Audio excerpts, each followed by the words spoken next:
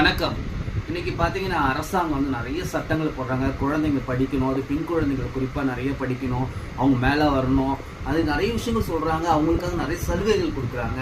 குழந்தைங்க நீங்கள் படிக்கிறாங்க, ஆனால் குழந்தைங்களுக்கு ஏற்ற மாதிரி நல்லா படிக்க ஆரம்பிக்கிறாங்க. எல்லா விஷயங்களும் வந்து பெண் குழந்தைங்க வந்து முன்னுரிமை அளித்து முன்னாடி வர்றாங்க. ரொம்ப சந்தோஷமாக இருக்குது.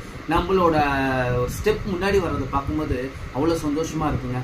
ஆனால் சில நேரங்களில் என்ன பண்ணுறோம், பேரண்ட்ஸ் அதை புரிஞ்சிக்காம குழந்தைக்கு சீக்கிரம் கல்யாணம் பண்ணுறோன்ட்டு 18 வயசுக்குள் உட்பட்ட குழந்தைங்களெல்லாம் கல்யாணம் பண்ணிடுறோம், ஏர்லி மேரேஜ். ஆனால் அந்த மாதிரி பண்ணுற பேரண்ட்ஸுங்களுக்கு தயவுசெய்து அது ஒரு போதும் அந்த தப்பை பண்ணாதீங்க. அரசாங்கம் நிறைய சலுகைகள் குழந்தைங்களுக்காக கொடுக்குறாங்க, படிக்க வைக்கிறாங்க, அதெல்லாம் பயன்படுத்துங்க. குழந்தைங்க வந்து 18 வயசுக்குள்ளே போயிடுச்சுன்னா அந்த குழந்தைங்களுக்கு அந்த வாழ்க்கை என்னன்னே தெரியாத போயிடுங்க. 8 வயசு அவங்க நாட் ஃபிட்டு, அந்த குழந்தைய தாங்குற சக்தி அந்த குழந்தைங்களுக்கு இருக்காது. இதே நீங்கள் 18 வயசுக்கு அப்புறம் ஒரு டிகிரி முடிச்சுட்டு அந்த குழந்தை 20 வயசுக்கு மேலே கல்யாணம் பண்ணிங்கன்னா அவங்களுக்கு அந்த பக்குவம் வருங்க. குழந்தை கல்யாணம்னா இதான் புரிகிற தன்மை வரும். ரெண்டாவது விஷயம் பார்த்தீங்கன்னா ஃபேமிலி எப்படி ரன் பண்ணுறோம் அந்த விஷயங்கள்லாம் கற்றுப்பாங்க. ஃபேமிலி நடத்துறதுக்கான அவங்களுக்கு ஒரு ஐடியா வரும், அவங்களுக்கு ஒரு அவேர் ஆவாங்க. அதனால் ஏர்லி மேரேஜை நம்ம முற்றிலும் தவிர்ப்போம்.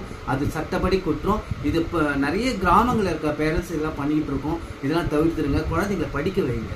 அவங்களுக்கு நம்ம ஏணிப்படியாக இருந்து முன்னேற்றத்தை கொடுங்க. ஓகேங்களா? தேங்க்யூ.